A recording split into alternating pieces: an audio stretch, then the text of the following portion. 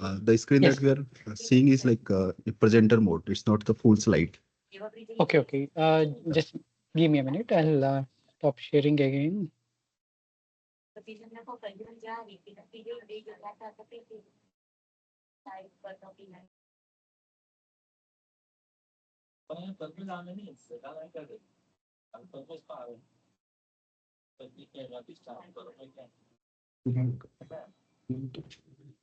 How about now?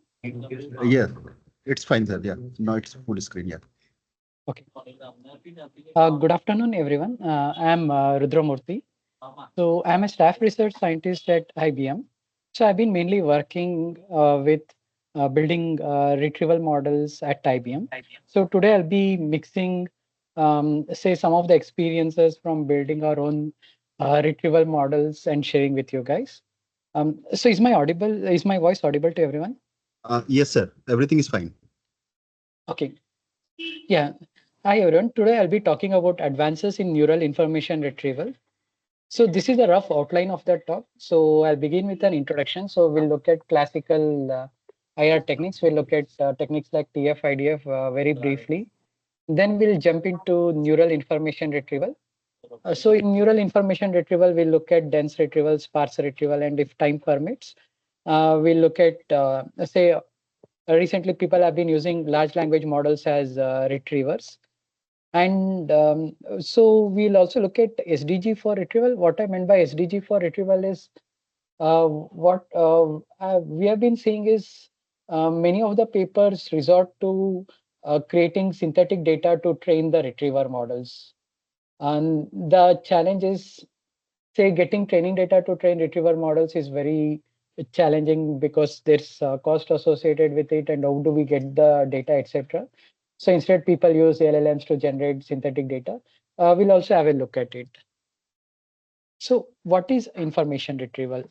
So information retrieval, it's the task of finding some useful information in vast amounts of unstructured data or unstructured text. Okay. Why information retrieval is important?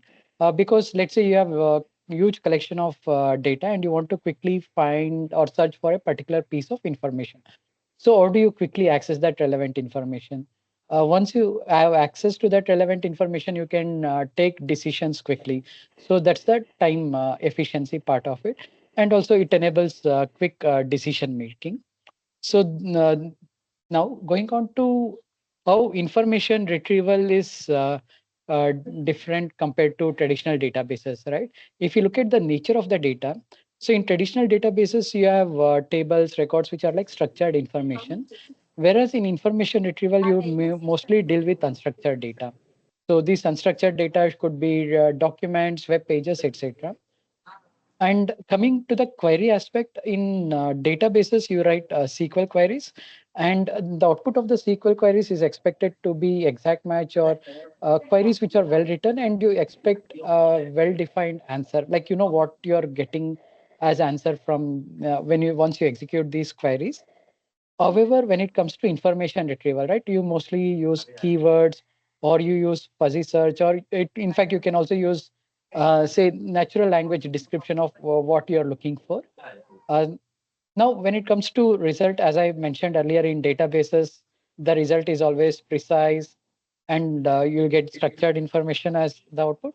Whereas when it comes to, say, information retrieval, right, what you get is a collection of documents ranked based on their relevance. How relevant is this document to the query? Yeah. So an example of traditional database is banking systems, whereas an example of information retrieval system is Google search, Bing, etc. Just give me a minute. Yeah, some of the examples of information retrieval systems are like web search engines, e-commerce search, or it could be libraries, or it could be enterprise search. Now, why do we need information retrieval, right? Because we have access to very strong LLMs like GPT-4o, etc., which has consumed so the entirety, if not the entirety, most of the web within its parametric knowledge. If that's the case, why not ask an LLM to retrieve from its parametric knowledge? What people all around the world have observed is while these LLMs are very amazing at doing many tasks, but they also suffer from something called as hallucination, where they try to fabricate information. So one way to overcome this fabrication or hallucination problem is you provide the relevant documents to the LLM and say like, okay, here's the question, here's the set of documents which I feel is relevant. Whatever answer you are generating, ground yourself on the provided document. So in this way, we can mitigate hallucinations to a certain extent. Some of the materials I borrowed from the course from Stanford. So let's directly go to neural layer. Yeah, before jumping into neural layer, I have also maintained a GitHub repo called information retrieval.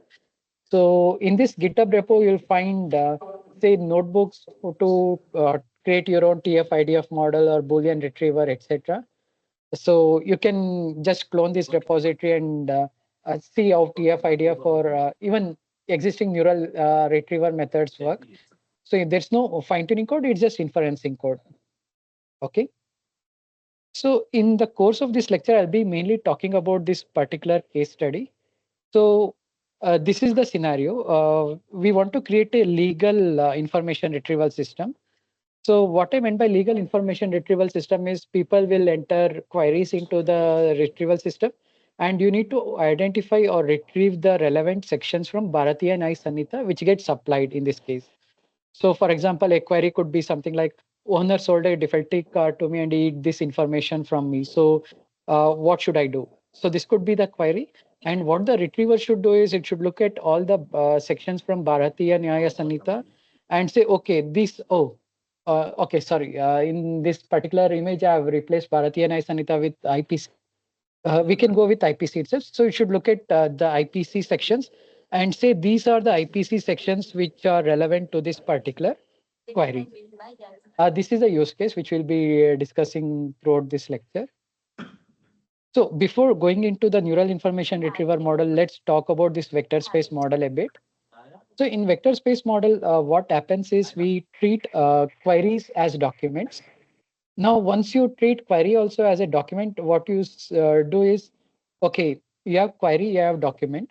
Can we represent them using some vectorial representation? Once you represent query and say documents using vectorial representation, so the similarity calculation becomes very simplified because you can use metrics like cosine similarity or Euclidean distance or L1 distance to find out how similar two documents or a query and a document is. And this similarity metric can also be used for ranking the documents. So you rank, let's say you retrieve 10 documents, you rank these 10 documents based on how similar to the query they are. Now, in order to create this vector, what we do is we create something called as term document incidence matrix.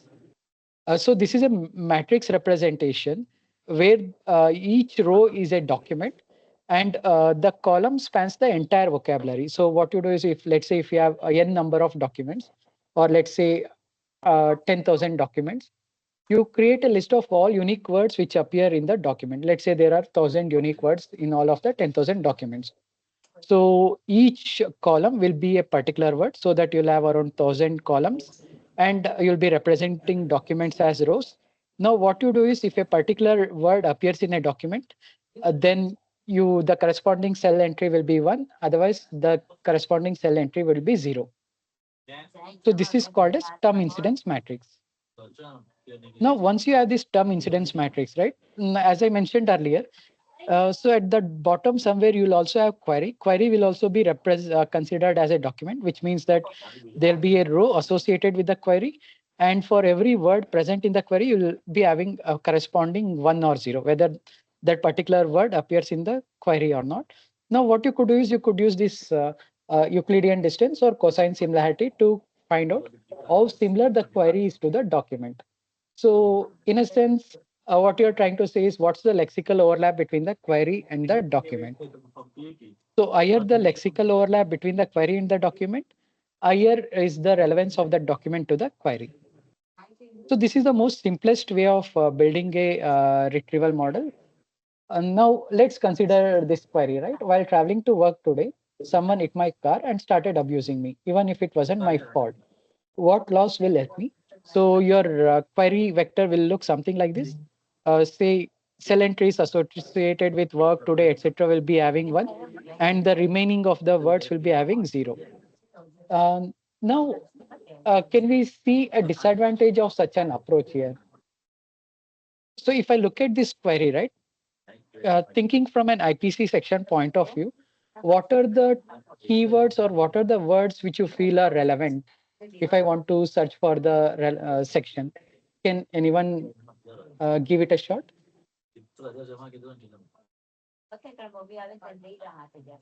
So this is the query, and I want to search for which IPC section is relevant to me. So if I want to search for which IPC section is relevant, what words should I focus on and what words are irrelevant to the query? So words like eat, abuse um, might be relevant to the query, whereas words like while traveling to work today, even if it wasn't my fault, they might not be that relevant to the to retrieve the corresponding IPC section. So what we need is we need a mechanism where we are able to say like these words are important and these words are unimportant to the query. So how do we come up with such an approach? So that's called as term weighing. So how do we determine weights to individual words? So the simplest way is to look at the term frequency. You see how many times a particular word appears in the document or appears in the query. And if the word appears a large number of times, then that particular word might be very, very relevant. So that's the intuition behind term frequency. So Rudra, So before going for this TF idea, we remove this stop words, right? Is, at, and which does not add any meaning to the context. yes, Mhm. yeah, you can remove the stop words, or also you can hope that when you're calculating TF IDF, right, especially the IDF component, Mhm. will ensure that stop words mainly consisting of these prepositions are Mhm. taken care of. Okay. But you can also do stop word removal and then calculate the term frequency and inverse document frequency. Okay. Okay. Yeah. So we'll go to term frequency. So in term frequency, basically what you do is you see how many times a particular word appears in the document. If it is appearing very frequently, then that particular word is important to the query or important for retrieval. But a main disadvantage is these function words like determiners or it could be prepositions. They tend to appear very frequently compared to this content bearing words like noun, verbs, adverbs, adjectives, etc. Adjectives. So they skew up the term frequency. So now what we see is just the term frequency component is not sufficient. We need something else which takes care of these stop words or closed words or function words. One way to do is you can do stop word removal, but there are other ways to tackle this.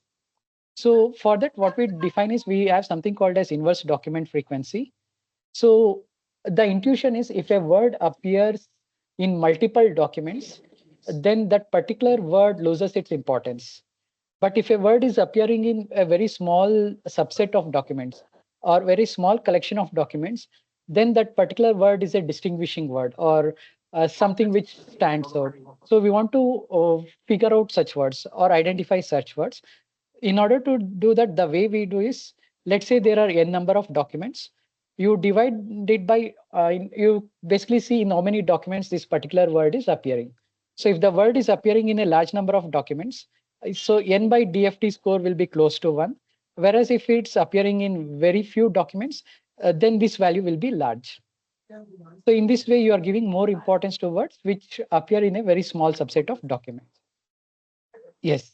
So term words like if, while, will, etc. in the previous example query, they'll disappear because they'll be having very low weightage.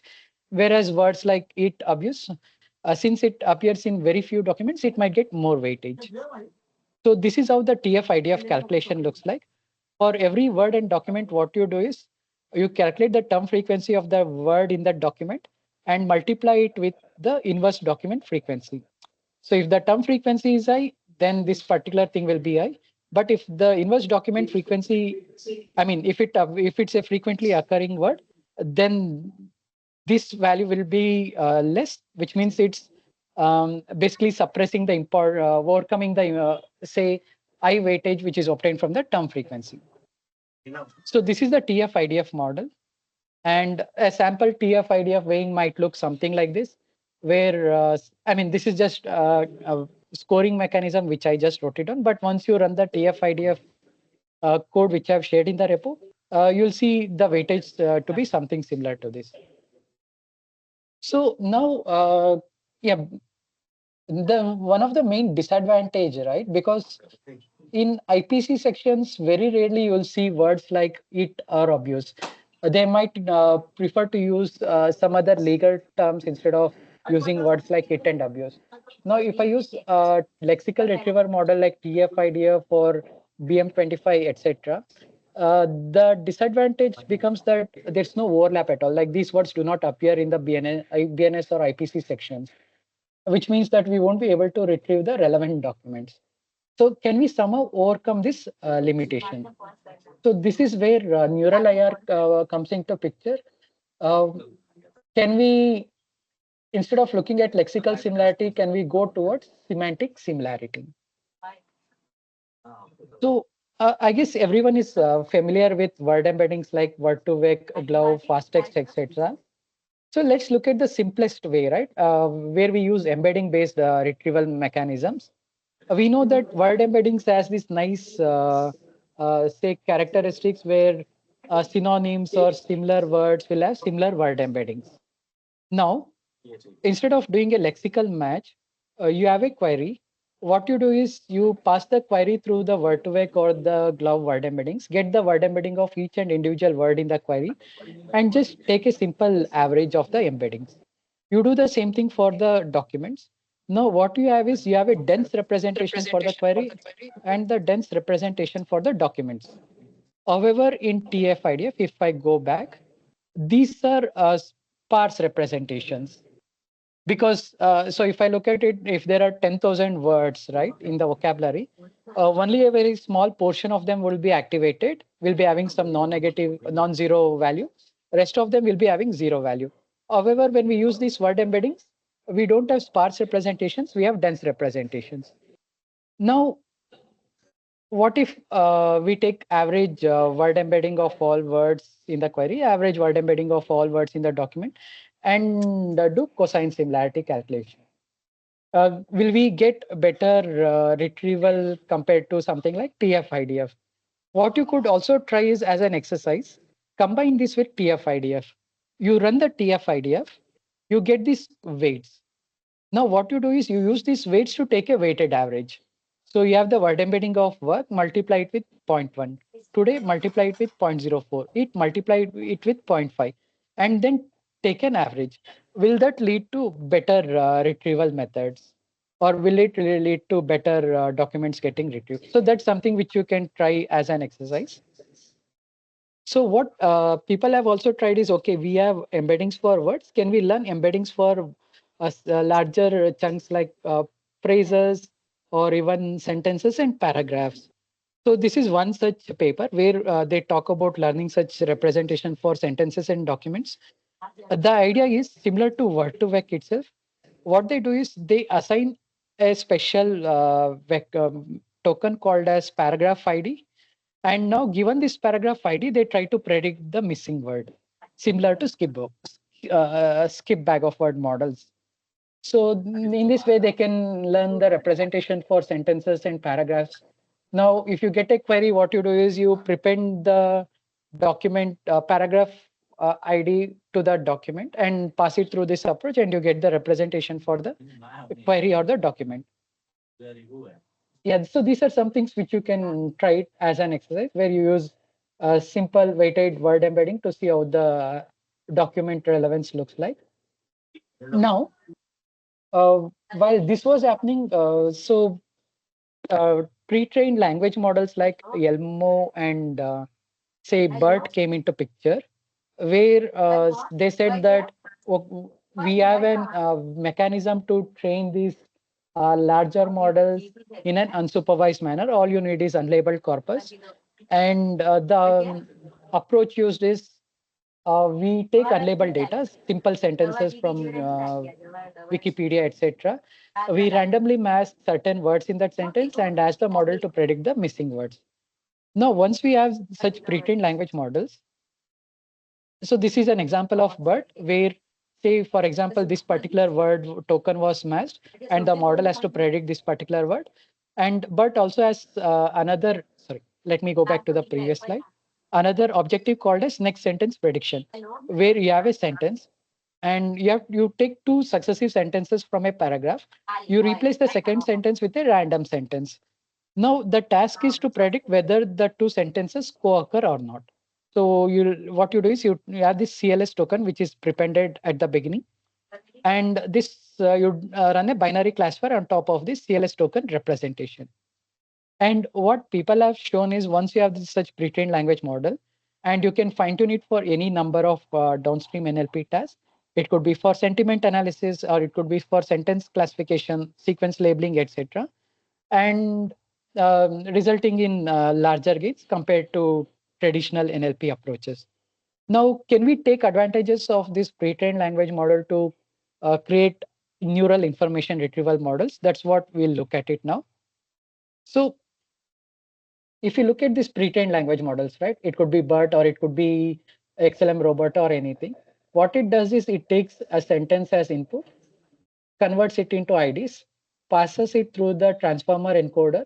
And what you do is at the end, you get this hidden layer, last hidden layer representation for every token. And we call this as contextual word embeddings. And some anecdotal evidence suggests that if you look at the contextual embedding, right, it kind of shows the meaning of that particular word in that sentence. So if you have a polysemous word like cricket, so depending on in which sentence the word cricket is appearing, it might take the insect sense or it might take the game sense. So that information is captured in these contextual word embeddings.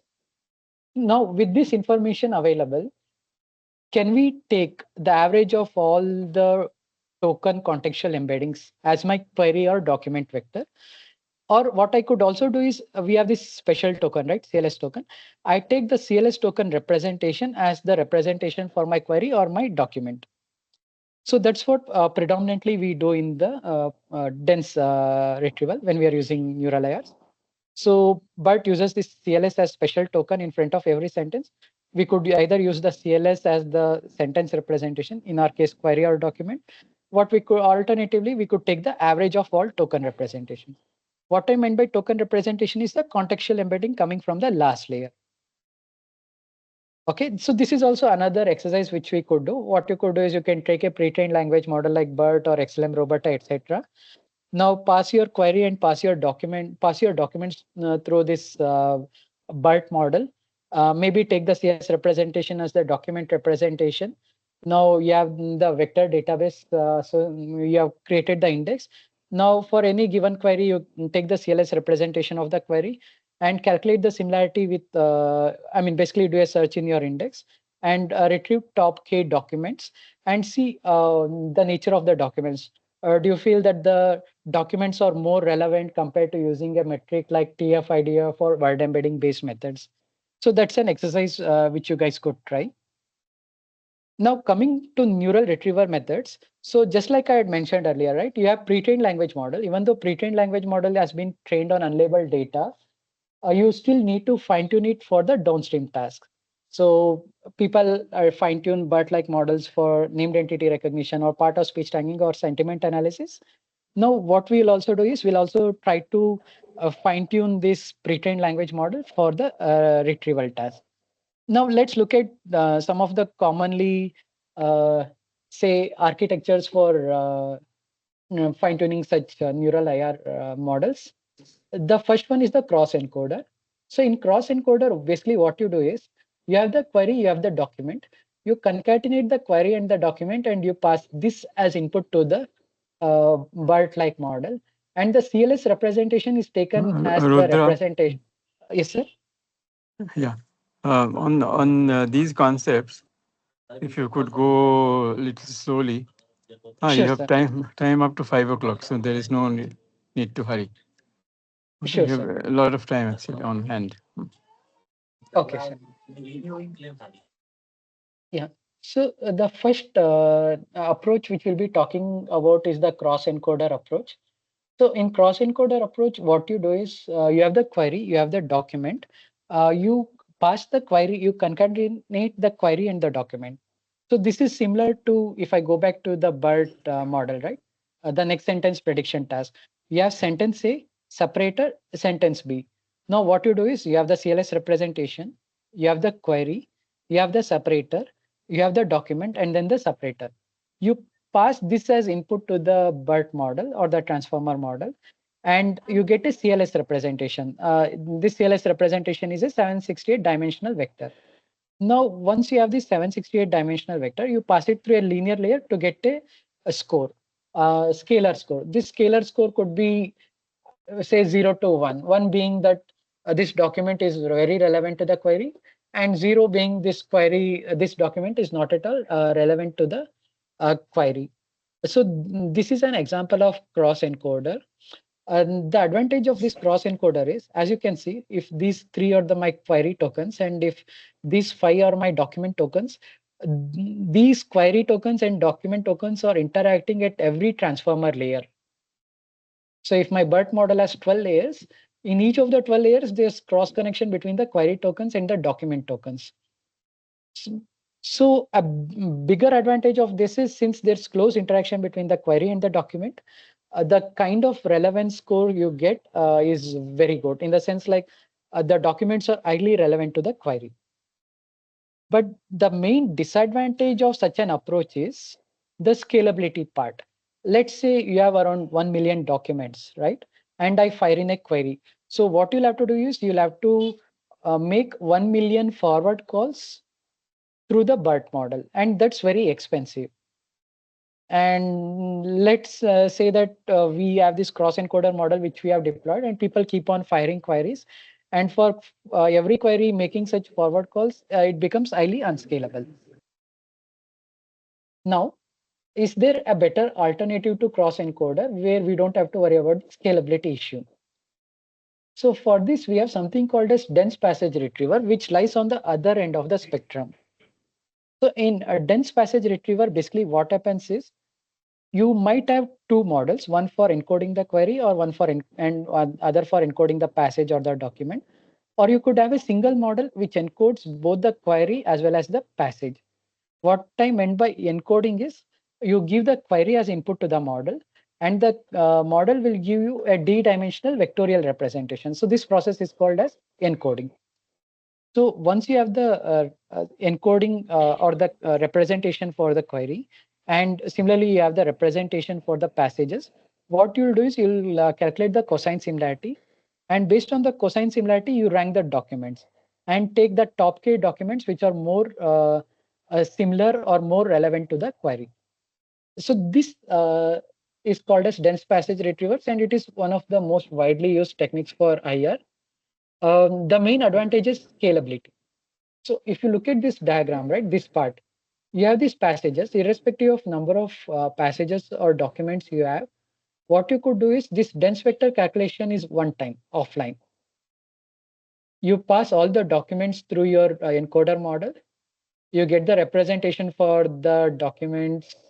You get the dense representation for every document, and then you store them in some vector database. That's it. Now, whenever a new query comes, you pass the query through the encoder model, you get the query representation, and you do this similarity computation.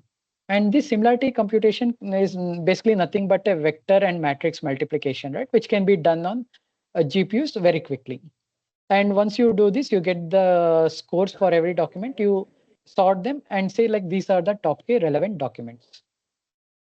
But the main disadvantage of this DPR or dense passage retrieval systems is the interaction between query and encoder happens at the very end. Like there's no interaction here at all. You get some vectorial representation for the query, you get some vectorial representation for the document, and the interaction is happening via this cosine similarity. Now the question is, okay, if you are using a BERT model with 768 dimension representation, is 768 dimensions sufficient to represent all the complexities or intricacies present in the document? What if you need a larger vectorial representation? So the only alternative is go for a bigger transformer model. So the way we train the model is using something called as contrastive learning. So so here's a question to everyone. Let's say I have a query and I have a passage which is very relevant to the query. Let me call it as positive passage. And there's also a negative passage which has nothing to do with the query. How should the cosine similarity between the query and the positive passage and query and the negative passage look like?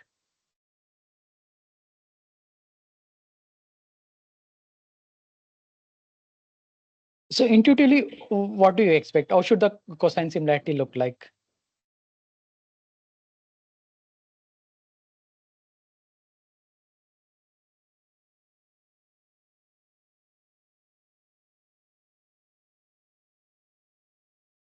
So basically cosine similarity, if the cosine similarity is I, that means the similarity between the two vectors is I, right? So the cosine similarity between the query and the positive passage should be very high, whereas the cosine similarity between the query and the negative passage should be very low. Now, if you want to train a retriever models, we use something called as contrastive learning. So in contrastive learning, what we do is, if you look at the equation, right? If P plus is my positive passage and P1 to Pn is my negative passage. Sorry for the confusion in the terminology. So I'll be using documents and passages interchangeably. So if P plus is the passage which is relevant to the query and P1 to Pn minus are passages which are irrelevant to the query, what I want is, I want the similarity between Q and P plus to be very high, whereas the cosine similarity between Q P1 minus or Q P2 minus, they should be low. So that's called contrastive learning, and this is how we, this is the contrastive loss. Okay. So now, yeah, as I mentioned earlier, the advantage of dense passage retriever is very scalable, but the disadvantage is there's very limited query document interaction. And the other question is, will a d-dimensional representation be able to capture all these intricacies in the query and the document? So there's something called as Colbert, which comes in between cross encoders and dense passage retrievers. So unlike say cross encoder, what you do is you pass the query through the query encoder, get the contextual embedding for every token in the query. Similarly, you pass the document through the document encoder. It could be the same encoder or it could be a different encoder, and you get a contextual embedding for every token in the document. Now in DPR, what you used to do is you either you take the average of these token embeddings at the query side, average of the token embeddings at the document side, or you say like I'll only consider the CLS token representation as the representation for the query. Similarly, CLS token representation at the document side as the representation for the document. But in Colbert, what you do is you calculate the similarity, cosine similarity between all query tokens and all document tokens. You see this cross product happening here. So it's a matrix. So this particular, you take, let's say this is Q1 and this is D1. This is nothing but Q1 D1 cosine similarity. Q1 D2, Q1 D3, Q1 D4, and Q1 D5. And the same thing you do for the second query token, third query token, and so on. In this way, every token in the query and every token in the document are interacting with each other. Now, okay, we have a matrix, right? This matrix contains similarity values. Now, but in order to do ranking, we need a scalar value, single value. How do we go ahead with that? So in order to do that, what you do is you look at this query token and you calculate the similarity with all the documents token, and you see which document token is having the highest similarity value. So in our case, for this query Q1, D5 token is having the maximum cosine similarity. So you consider this value. Next, you go to the second query token. You do the same process. You calculate the similarity with all the document tokens and figure out which document token is having the maximum similarity. In this case, it's 0.84. And you repeat the same process for all the query tokens. Once you have repeated this process for all the query tokens, what you do is you take a summation of all these maximum values.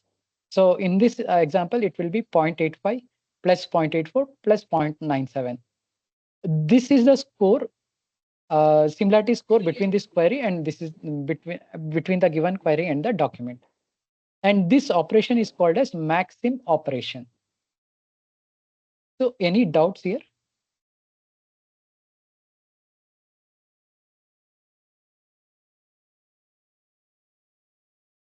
Okay, if there are no doubts, yeah, this is Colbert. It's also called as late interaction. There are also there's also Colbert V2, etc., which and also there's this XTR approach where they propose say optimizations on top of this Colbert. We won't be discussing those approaches in this class, but this is the central idea. You get a token you get contextual embedding for all the tokens in the query. You get the contextual embeddings for all the tokens in the documents, and you let every token in the query interact with every token in the document. For every token in the query, you find which document token is having the highest cosine similarity value. You repeat this process, and finally what you do is you take the summation. This summation will give you a scalar value, which tells how relevant this document is to the query. Now, an advantage of this approach, right? Say you have these documents, you can pre-compute this document embeddings or token embeddings for every token in the document. So it's just a simple forward pass. You pass the document, you see what's the contextual embedding representation for the first token, second token, etc., and you store it in your database. Unlike cross encoder, where you had to do it for every query. And now, whenever a new query comes, you pass the query through the encoder model, get the representation, and then what you do is you compute this, say, cross product between every query term and every document term, and apply the maxim operation. So, in this way, you are also overcoming the limitation of approach like DPR, since you are allowing interaction between every query and document term. But the main disadvantage is say the storage space or computation space required, and also the time. Because in DPR, you are storing one representation, one single vector representation for every document. Whereas in this case, let's say you have a document and max sequence length is 256. So for every document, you'll be storing 256 representations. So you're multiplying the storage requirement by a factor of 256. And the same thing happens during, say, similarity computation, right? Because earlier it was a simple matrix vector multiplication or vector-vector multiplication. But now every query has to interact with every document representation. So that's another disadvantage with this approach. But still, the time required is less than the cross-encoder approach. So this is the Colbert approach. Now let's look at sparse retrievers. Before going to sparse retrievers, any doubts with respect to Colbert or DPR or cross encoders? Yeah, there is one on chat box.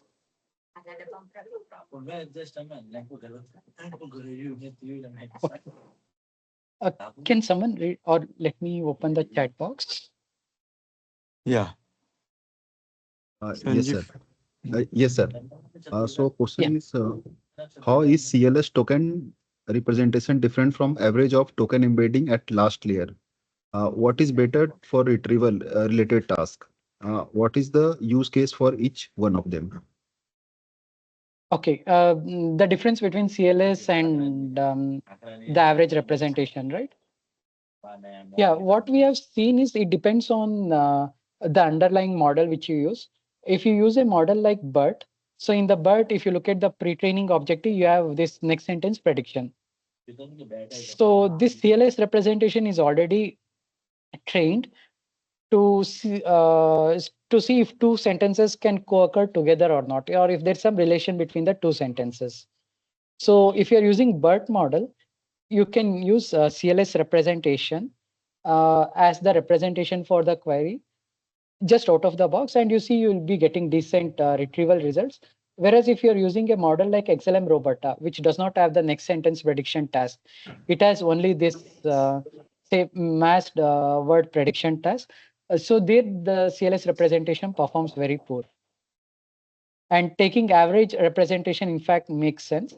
What we have also tried is while creating the embedding model at IBM, we tried fine-tuning with CLS representation alone, fine-tuning with average representation, average token representation. We did not see a significant difference between the two if you are fine-tuning. So when you're fine-tuning, you can either go with CLS representation or you can go with, say, taking the average. We have also tried intelligent approaches like, okay, you have this contextual embeddings, right? Representation for every token. Now, can you, instead of taking simple average, can you take weighted average? And you try to learn the weights. What we have seen is we have seen inconsistent results in the sense on some data sets, we see improvements, but on some data sets, we don't see improvements or we see a drop in performance. So yeah, if you want to use some approach or some black box model as some model as a black box model out of the box, depending on how the model was pre-trained, maybe the choice of CLS versus average token embedding makes a difference. But if you're taking some model and if you're trying to fine tune it for the retrieval task, at least empirically, we haven't seen any significant difference in performance.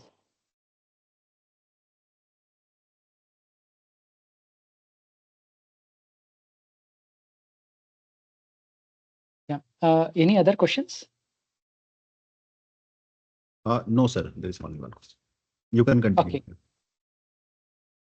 Okay. Till now, we have encountered dense vectors, right?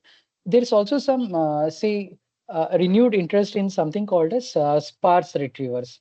The idea of sparse retriever is, can we combine the advantage of dense retrieval methods with approaches like TF, IDF, resulting in, say, not just better retrieval, but also in explainable retrieval or interpretable retrievers. For example, if I look at this DPR, right? If my model says that, okay, this document is more relevant compared to this document, I won't be able to explain why is that the case, because these are dense vector representations. I don't have a mechanism to interpret these dense vectors and say maybe these tokens contributed. That's why this particular document is more relevant compared to the other document. So sparse retrievers try to overcome that disadvantage by also having this interpretable angle in it. So this is one such sparse retrieval method called as split. So basically what you do is, let's look at this importance predictor, right? It's the usual similar to dense DPR. You have the query vector. Let's say the query vector contains token 1 to token n. You prepend it with the CLS token representation, pass it through your pre-trained language model. You get a set of contextual embeddings. And what you do is, I can say multiply this contextual embedding with my ML embed. So every pre-trained language model like BERT, etc., will have this language model head, right? Once I multiply it with the pre-trained language model head, what I'll be getting is a probability distribution, a distribution of scores over the entire vocabulary. Okay, so for every token, what I'm getting is a distribution over the entire vocabulary. And intuitively, what this distribution should look like, right? For example, if I have a term like cricket here, let's say my token 2 is cricket, I get the representation, pass it through this language modelet. What I hope is, say words like bat, ball, game, field, pitch, etc., will have higher probability values compared to words like utensils, cup, etc. So this is how we intuitively expect that token wise distribution to look like. And once you have this, what they do is, you for every word in your vocabulary, you take a summation of it. So at the end, what you get is, you get a representation which is your entire vocabulary size. If the BERT model contains 52,000 tokens, this passage-wise importance distribution. This particular thing will contain 52,000 entries and some value for every entry, and every entry will be corresponding to some word in the vocabulary. So any questions or doubts till now?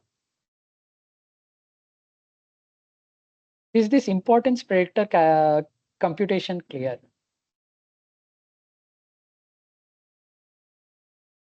So intuitively, what I can say about this vector, right? This is something similar to query expansion. Even though it's not exactly query expansion, you can think of this as similar to query expansion, right? Because if I have a word like cricket and I say in this particular distribution, I see terms like pitch, bat, ball, games, etc. They are also getting some values. And when I submit, that also gets reflected here, which means uh, for not only words present in the query, but for also words which are not present in the query, we have some importance values. So it's similar to performing query expansion. Now, what you could do is once you do this, the paper proposes two approaches. In the first approach, they ignore all the expansion terms. They say like, okay, if my term appears in the query, I consider the corresponding weight. Otherwise, I won't consider the corresponding weight. And that will be my final sparse representation. I'll do the same thing for the documents and do the computation. And the other approach is, okay, we have this query expansion terms. Now, they also have something called as gating controller. So in gating controller, they try to learn the importance or the weights which needs to be given to every word in this vocabulary. So this value will be multiplied with the value coming from this gating mechanism to get the final sparse representation. And if this gating mechanism says that I only consider words present in the query, then it eventually boils down to no query expansion, but learning some weights for words in the present in the query. But if you say I want to do query expansion also, a kind of query expansion, that means you'll be assigning some non-negative values to the other terms which are not present in the query. So your final query will be sparse. So that's controlled by this gating mechanism. It ensures that your representation is 90% sparse or 80% sparse.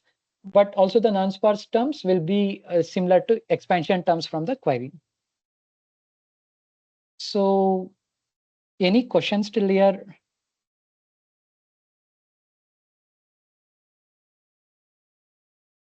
So now you see the advantage of the sparse retriever, right? For every document and every query, you get a representation, which is the number of words in the vocabulary. And for every word in the vocabulary, either it will be 0 or it will be some non-zero value. So now you calculate the similarity between query and the document using some metric like cost. Hello, am I audible?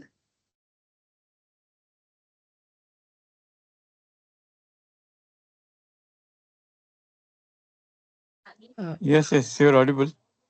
Okay, sir. So there was some issue with my headphone.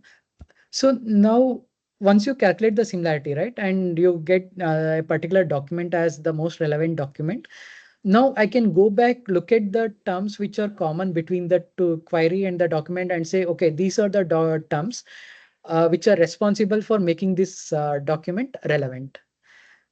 This makes the approach interpretable.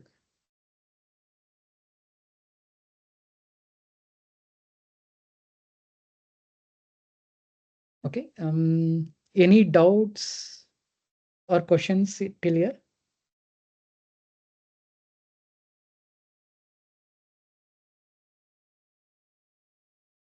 Hello.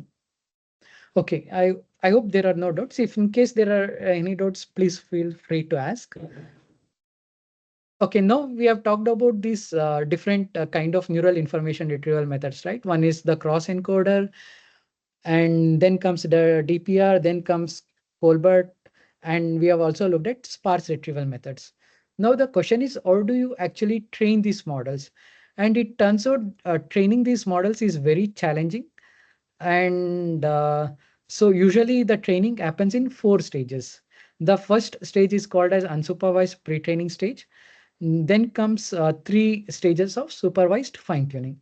Let's look at each of these stages briefly. So in unsupervised pre-training stage, right? This is how roughly it looks like.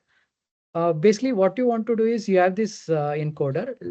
In this particular image, it's being called as query tower. And similarly, the passage encoder or the document encoder is called as the doc tower. What you want to do is you want to train the query tower and the doc tower in an unsupervised manner. What I mean by unsupervised manner is you don't have access to label data. You don't have a query. You don't have a gold passage. What you have is you have just unlabeled data, simple documents. Can we come up with some approach via which we perform this unsupervised pre-training? So we'll go into details more. The first way to do is something called as inverse closed task. Let's say you have a paragraph and the paragraph contains n sentences. S1 till Sn. What you do is you randomly select a sentence and say this sentence is my query. And rest of the sentences in the passage becomes your passage or the document. Now you train the model using this say synthetic query document pair which you have created. This is the inverse closed task. So you don't need any label data. You just need unlabeled documents.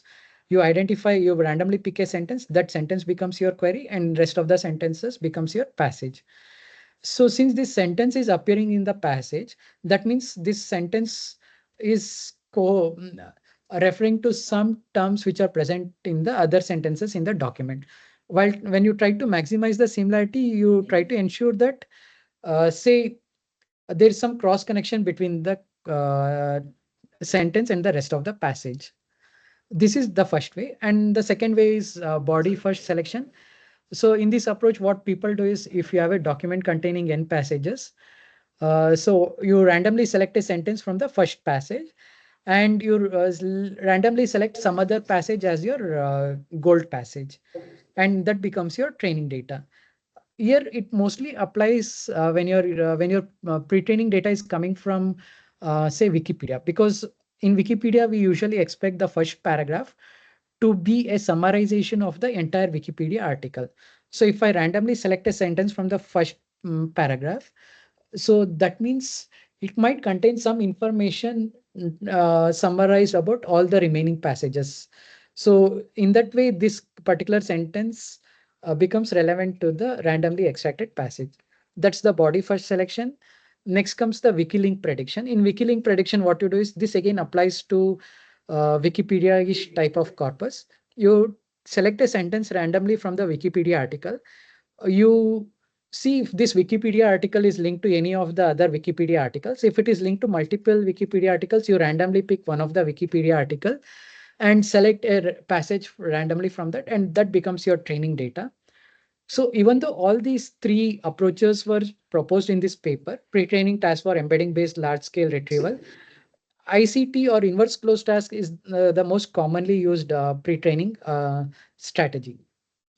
So this was with respect to unsupervised pre-training. Now let's look at supervised fine-tuning, right?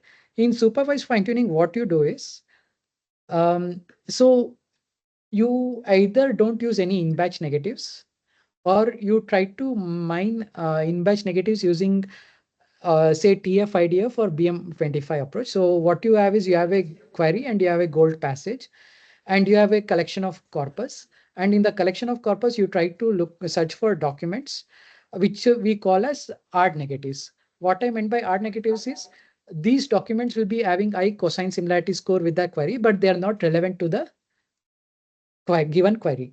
So with this, you fine tune the model. Once you do this stage one fine tuning, next what you do is you take the stage one model and you try to mine odd negatives using this stage one model. So your query and the gold passage will be the same, except that your odd negatives, which were mined from the BM25, will be replaced by the odd negatives mined from stage one model. This will become your stage two model.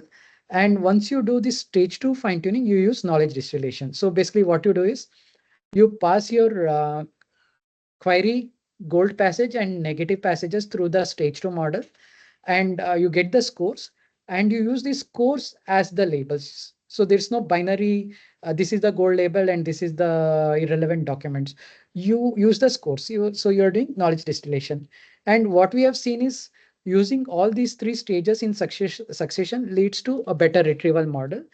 In addition to that, what we have also done is you have the stage one model, right? Similarly, you do stage two fine tuning. You merge the stage one and stage two checkpoints. That also seems to boost the performance of the retrieval model. Uh, so this is the typical, uh, say, training or fine tuning strategy for retrieval models. So any questions still here?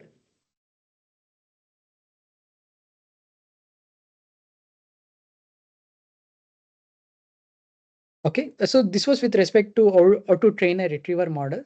Now, let's look at, so recently there have been several papers which look at advanced way of pre-training these retrieval models in an unsupervised manner.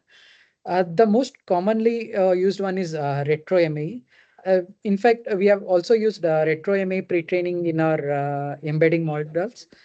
So in retro-MAE, what you do is you have this sentence, let's say climate change, 89% of glacial lakes in Indian Himalayas expanding at unprecedented rate, says ISRO.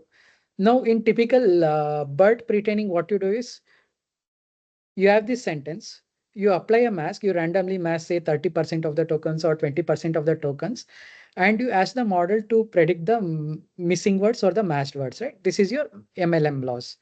In addition to that, what RetroME paper suggests is you apply something called as a decoder mask, and this decoder mask is a very aggressive mask in the sense like you mask 70 to 80% of the tokens, unlike 30 to 40% for the encoder.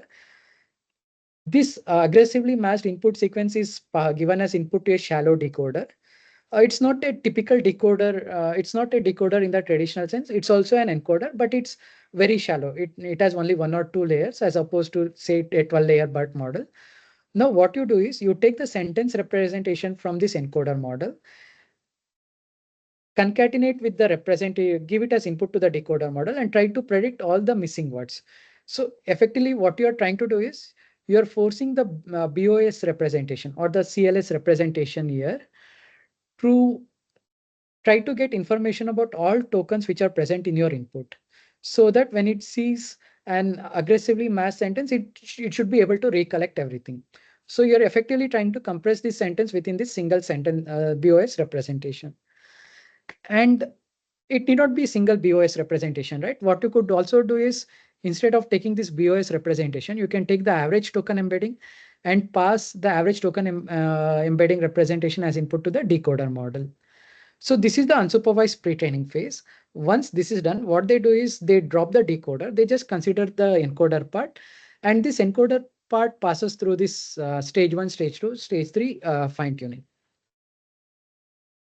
Yeah, so this is the retro MAE pre-training, which I was talking about.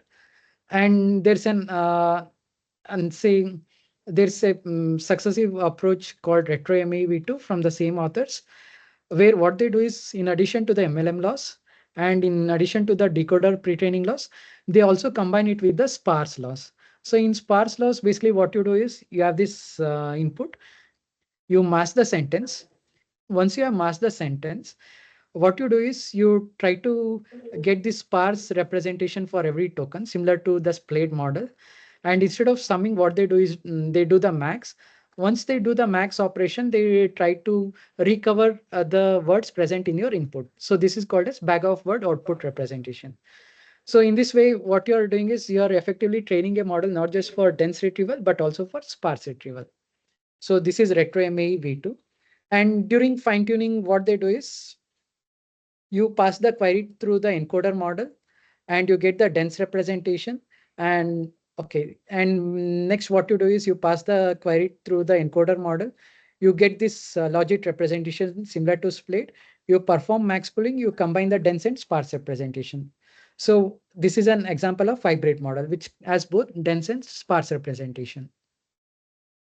Now, there's also a successive approach called as Bout APR, which was published in SIGIR in 2023, where what they say is in retro ME, you have this MLM loss, right?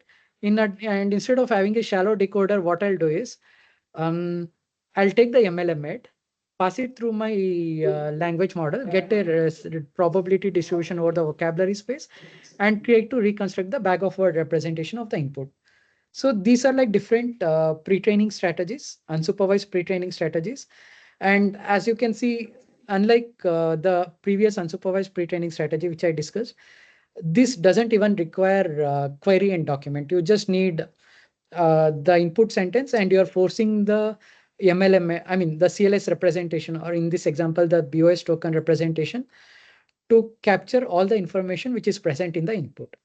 Now, once you have pre-trained your model in such a manner, and when you fine tune, the fine tuning happens at a much quickly. So the convergence happens very quickly, and you require very less data.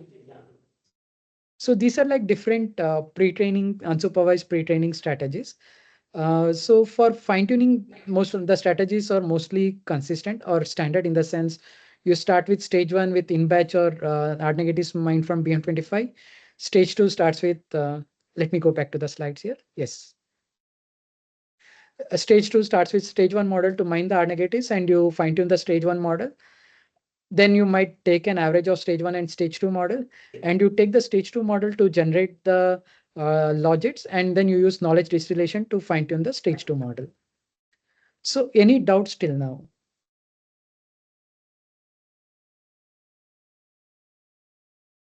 So in the interest of time, I'll skip COT MAE and COT MAE. I'll just mention COT MAE with query because in COT MAE with query, what they do is, so they take the document and they give the document to a T5 model and ask it to generate a query.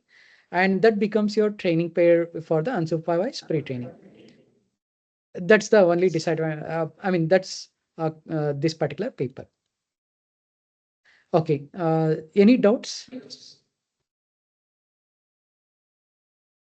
Okay, till now we have looked at what information retrieval neural information retrieval approaches, how to train such neural information retrieval approaches, but we haven't spoken about how do we evaluate these methods or these models, right? So let's look at some of the evaluation mechanisms. So before looking into the metrics, there are several benchmarks which has been created by the community. The first such benchmark is something called as benchmarking IR, or beer dataset commonly. And this particular benchmark is a collection of around 15 to 18 datasets spread around diverse tasks. So for example, if you look at the domain, it's biomedical, Wikipedia, finance, Twitter, news, Stack Exchange, Quora, scientific, etc. And also the nature of the task is also different. For example, these are like question answering tasks. So where you have a passage from Wikipedia and there's a question. The task is given this question, can you retrieve the correct Wikipedia passage which might contain the answer? Now, then you have the news retrieval where you have the news summary and you need to retrieve the news article talking about this news retrieval. And then you have two completely opposing, say, tasks like Arguana and Touche 2020. So Argoana and Touche 20 both are argument retrieval. In Argoana, what happens is you are given, it's a data set created from debates. You have an argument and you need to retrieve the corresponding counter argument or the counter argument which is more relevant to the argument. Whereas in Touche 2020, you are given the argument and you need to say retrieve all the supporting evidences or supporting documents. And in Wikipedia, this DBpedia entity retrieval, you are given the entity name and you need to retrieve the article which talks about that entity. So this beer dataset has diverse tasks and also covers diverse domains. This is the most commonly used benchmark for retrieval. In addition to that, we also use this LOTTE or long tail topic stratified evaluation. This also covers different domains and say tasks. In addition to that, people also tend to use this MS Marco ranking test set. So it contains around 500K Bing queries from Bing search engine and the corresponding, say, web pages which were marked as relevant. So these are the commonly used benchmarks to evaluate the retrieval methods. Now let's look at the metrics, right? What metrics do people use? So for metrics, again, I borrowed some of the contents from this pinecone.io website. So they have their own vector database. Now, what should the metric look like? So you're given a query and your say in information retrieval model tells these are the documents which are relevant. But how do I qualify whatever documents that have been retrieved by the model is actually relevant or not? And the other question is the document even able, I mean, is the model even able to retrieve at least one of the relevant documents? So that's what we are looking by metrics. So in order to understand the metrics, let's look at this query. The query is impact of climate change on India based on IPCC report. And we have a set of 5 passages. If you look at passage one talks about according to intergovernmental panel on CC, India is among the countries that face the highest risk from climate change impact and so on. So clearly passage one is relevant to the query. Now passage two, India may face catastrophic impacts due to global warming, IPCC reports one, and then they talk about temperature rise, etc. So passage two is also relevant to the query. And please note that year 1, 2, 3, 4 is just an arbitrary number. It's not related to the ranking given. Now let's look at passage 3, right? The occurrence of extreme hot events is likely to increase in Indiana. So this is a passage which is unrelated to the query. The same goes for passage 4 and passage 5. Okay.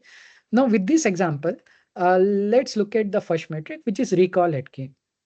So what recall at K says is how many relevant documents or passages were returned out of all the relevant items. Let's see, let's take the previous example, right? And we are trying to calculate recall at 3. So what I meant by recall at 3 is your model gives 3 passages. Out of these 3 passages, how many relevant items are there? Let's look at scenario 1. In scenario 1, my model returns P1, P3, P4. If I go back here, P1, P3, P4. P1 is actually relevant to the query, but P3 and P4 is not relevant to the query at all.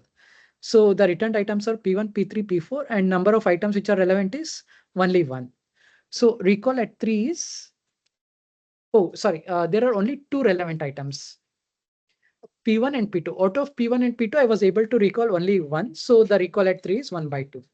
Now let's look at scenario 2, right? In scenario 2, let's say using a different IR model, you get P1, P2, P4. And P1 and P2 are relevant items. So out of 2 relevant items, we have retrieved both the relevant items. So recall at 3 is 1 in this case. Now let's look at scenario 3, right? Scenario 3 is from another IR model. It gives P3, P5, P1. However, P1 is the only item which is relevant. So the recall at 3 is again 1 by 2. Now, just looking at these scenarios, can anyone try to guess what could be the drawbacks of recall at K metric?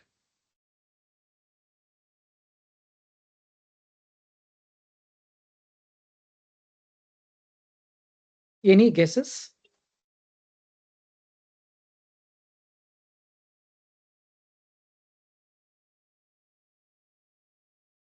Okay, if you look at scenario 1 and scenario 3, right? In scenario 1, the relevant document passage 1 is appearing at the top as the top retrieved passage. Whereas in scenario 3, the relevant document or relevant passage P1 is appearing as the third relevant passage. What can you say about these two IR models? Let's say scenario 1 is from black box model 1 and scenario 3 is from black box model 3. Yes.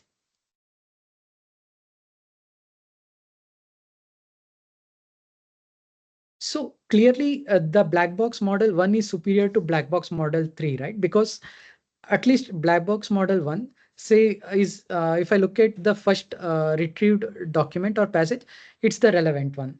Whereas in scenario 3, it's appearing at the very end. It's the third retrieved. So which means this is clearly an inferior model compared to this. However, if I just look at the recall at K values, both of them are having a recall at 3 of 1 by 2. So clearly recall at 3 isn't giving me the complete picture. It's just giving me a partial picture. So this is the main disadvantage of recall metric. Yeah. And as you increase the number of documents to be retrieved, right? Recall at K value converges to 1. That's yeah. So recall at K, the advantage is it's easy to understand and interpret. If you get a perfect score, that means you have retrieved all the relevant items. If you get a value of 0, that means you are the model was unable to retrieve any relevant item. The main disadvantage is it's order unaware. So which means, say, if the relevant document appears in the first position or the kth position, doesn't affect the recall value. It will be the same. So in order to overcome the disadvantages with the recall metric, we have another metric called as mean reciprocal rank. Unlike recall, mean reciprocal rank is it's an order aware metric. Let's say Q is the total number of queries in your test set, right? Basically, what you do is you find what's the rank of the first relevant result for this particular query. That's your mean reciprocal rank. Let's try to understand this metric with an example. Again, we have three different queries in our test set. And so what I've done is I've highlighted the relevant documents. We have three different IR models. The first IR model, okay, we have the same IR model, but three different queries. For query one, the model returns P1, P3, P4. And the relevant document is appearing in the second position. So the rank for query one is 1/2, which is 0.5. Now what you do is you look at query 2. In query 2, the returned items are P1, P2, P4. Okay. And the relevant document is appearing in the first position. So the rank of the relevant document for this particular query is 1/1, which is 1. Now you look at the third query. In third query, the rank of the relevant document is in the third position. So the rank for this query 3 becomes 1/3, which is 0.33. Now what you do is MRR is nothing but average of all the ranks for each query. So which is 0.61. So unlike recall, this particular metric gives importance to the rank. So if a particular model is always giving ensures that the relevant documents appears in say first two positions or first three positions compared to another model where the relevant document is always appearing in the ninth position or the 10th position. MRR metric takes care of that. It gives more importance to model one and less importance to model two. So any questions or doubts in the MRR metric calculation?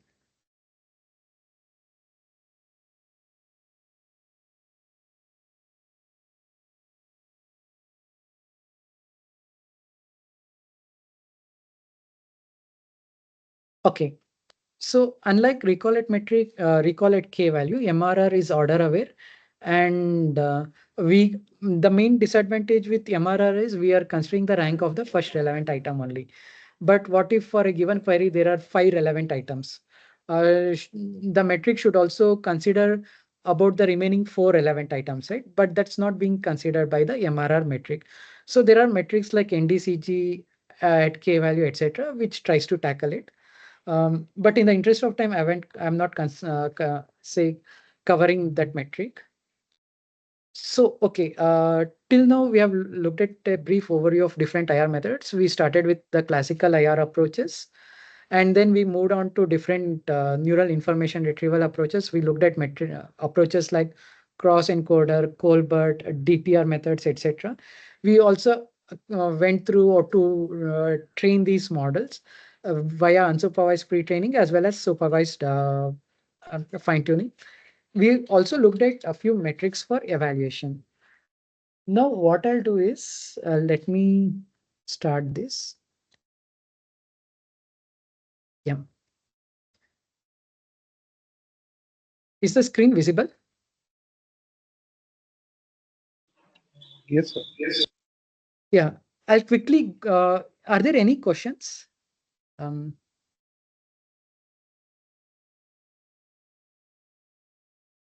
No, sir, there is no question. Okay, since we have 10 minutes left, what I'll do is I'll talk about this legal retriever. This was a use case which we created with Bharatjan to demonstrate the capabilities of synthetic data generation. And if time permits, I'll go over this in the beer. So this was a work with an intern. So where we created. So there is power cut in the Oh, classroom. So Oh, okay. Yep. Okay. Please let me know once the power is restored.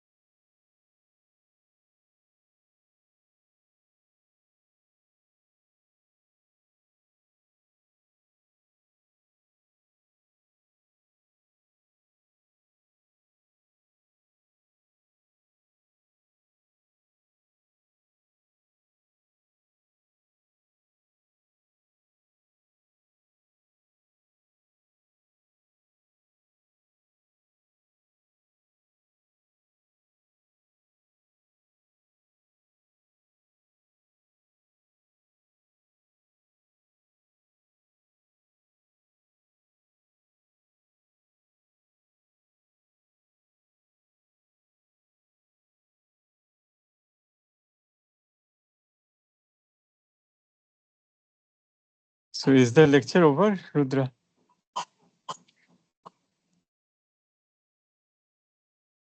No, sir. Sir, there's power cut in the classroom, so we are waiting for it to be restored. Oh, power cut in the classroom. Oh. Yes, sir. So I had a couple of slides, one talking about our NACL work, where we created this benchmark for Hindi as well as a hybrid model for Hindi retrieval, and also Yeah. how synthetic data can be used to fine-tune retriever models. Yeah. These were the only two topics which were pending, sir. Okay. So there is power cut as well. Yes, sir.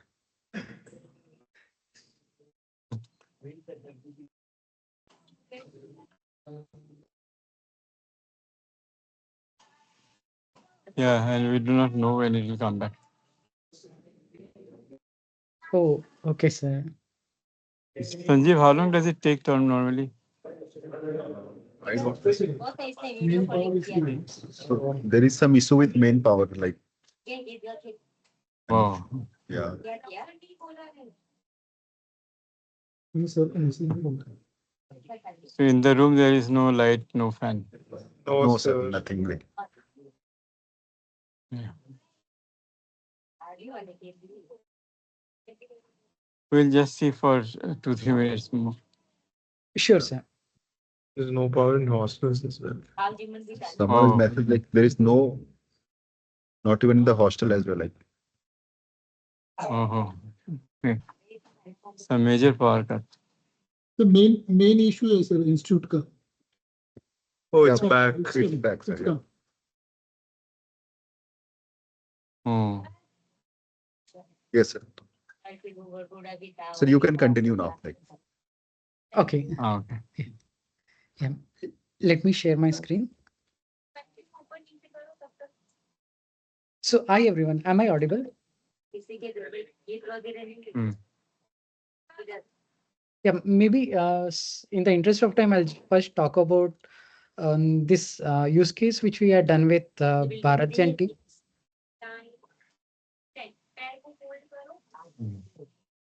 and then revisit this the paper which we had. So here the task was to create a legal retriever model, and we wanted to use this Instruct Lab. So Instruct Lab is a tool created by IBM to generate synthetic on to data. that. And this was created with Bharatjan team, and we showcased it in one of the meetings. So we are mainly looking at this legal statute identification, right? So in legal, the task of legal statute identification is you're given a scenario describing some situation, and the task is to identify the IPC sections which are relevant to this particular scenario. But the main disadvantage with such a, if you look at the language used for this legal statute identification, it's not something which a common man will use. So now what we did was, instead, if you look at websites like Kanun.com, etc., right, you can see a lot of queries raised by people requiring legal assistance. So owner sold defective car and it need the issues. So I bought a used premium SUV about a year back. First owner had serious issues with car, and now I'm facing big failures. He won't take the car back. And what the person is looking for is what are the IPC sections which can be invoked, or can any IPC section be invoked or not? So that's what the person is looking at. And in Kanun.com, what happens is there are lawyers who read these questions and they try to answer. For example, in this case, file case of cheating, criminal breach of trust against seller under section 406 and 420 of IPC. Now, what we are trying to do is, can we create a legal retrieval system where people will type queries in natural language in English and Hindi, and the model should be able to retrieve the relevant IPC sections. But we don't have any training data for that. So for that, what we did was, okay, mm, yeah, even before going to retrieval models, right? The question is, can we not use LLMs for the case? So what we did was, we gave GPT-4o the same question. I bought a used premium SUV about a year back, and what are the IPC sections which can be invoked? And okay, this was from ChatGPT, and here the questions was with respect to Bharatiya Nyaya Sanhita. Since Bharatiya Nyaya Sanhita has already replaced the IPC sections, so ChatGPT or GPT-4o said section 316, section 317, and section 318. These are the relevant sections which can be invoked. However, section 316 and section 317 cannot be invoked for this particular case. Section 3118 is a gray area. It might be because it talks about cheating with knowledge with that wrongful loss may be caused. But clearly, section 316 and 317 are not relevant. So the idea here is, yeah, you can ask an LLM for advice, but more often than not, LLMs hallucinate.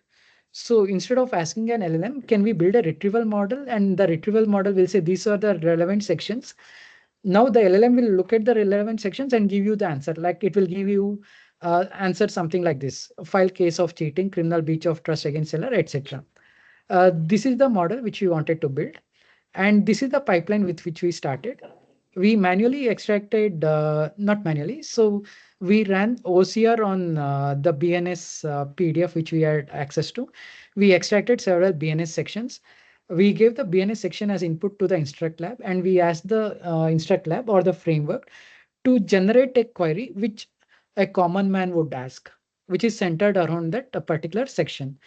Now, once we have this query section pair, what we did was, we fine-tuned the multilingual E5 model on the synthetic data to get this legal embedding model. So we did this for English and Hindi. So we generated around 72,000 scenarios for different BNS sections, and we split it into train, validation, and test. 64,000 for training and 3,600 for validation and test. And if you look at the recall at k values, the vanilla ME5 model recall at 1 is zero point 0.5, whereas our fine-tuned model was giving around 0.76. And if you look at recall at 5, it's 0.75, whereas 0.95, which means if you say retrieve the top 5 PNS sections which are relevant, most of the sections which are actually relevant is actually retrieved by our model.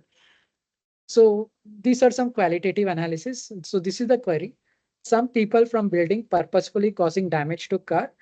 And these are the sections which are retrieved by the ME5 model. So this is uh, chapter 1, sorry, chapter 6, section 120, chapter 15, section 290, etc. So out of all the retrieved sections from ME5, only one was kind of relevant, whereas our model is able to retrieve all the relevant sections. So this was what we did as a demo use case. So any questions here?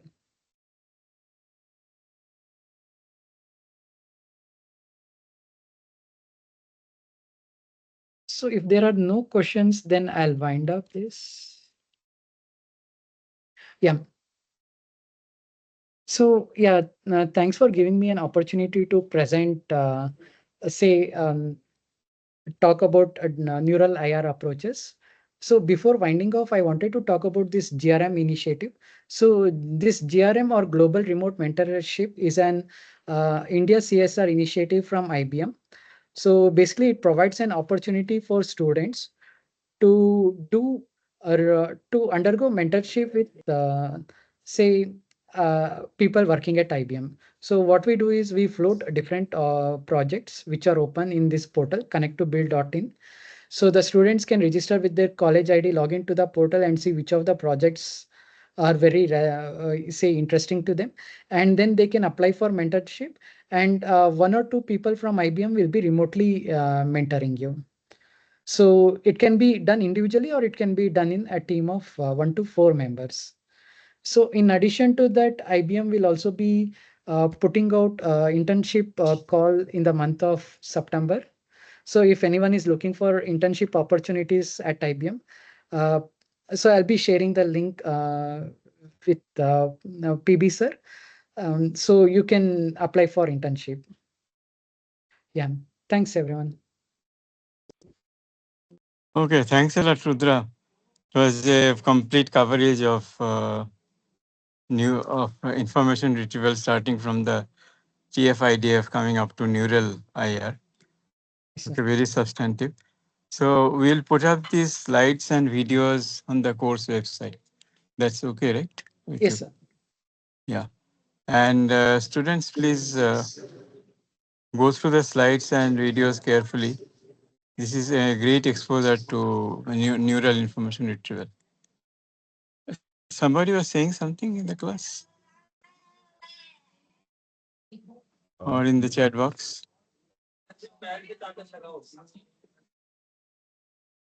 No, sir, there is no questions from No. class. Achha, okay. Okay, thank you, Rudra. Huh? Thanks, sir. And thanks for your time. Okay. Thanks everyone. Thank you.